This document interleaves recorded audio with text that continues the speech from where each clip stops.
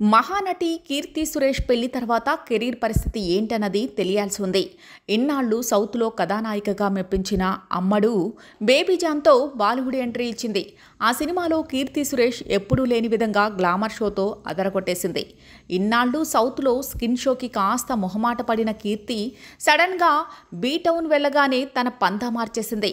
బాలీవుడ్లో కేవలం యాక్టింగ్తోనే మెప్పించడం అన్నది చాలా కష్టం. అందుకే అక్కడికి వెళ్ళిన భామలంతా కూడా గ్లామర్ క్వీన్గా మారుతుంటారు.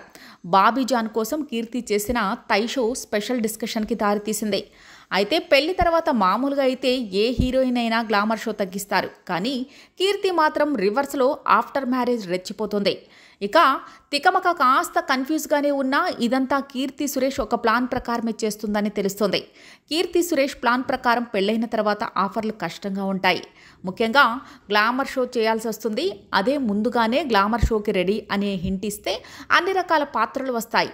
ఆ విషయాన్ని కనిపెట్టిన అమ్మడు బేబీజాన్లో అందాలతో అదరగొట్టేసింది. కీర్తి సురేష్ ఈ నయా ప్లాన్ ఆమెకు ఏ మేరకు మైలేజ్ తెచ్చిపెడుతుందో చూడాలి. ప్రస్తుతం అమ్మడు తమిళ్లో 2 సినిమాలు చేస్తుంది. అందులో ఒకటి రివాల్వర్ రీటా కాగా మరోటి కన్నివేడి. ఇవే కాదు, బేబీజాన్లో అమ్మడి గ్లామర్ షో చూసిన బాలీవుడ్ మేకర్స్ కీర్తి సురేష్కి ఆఫర్లు ఇస్తున్నారట.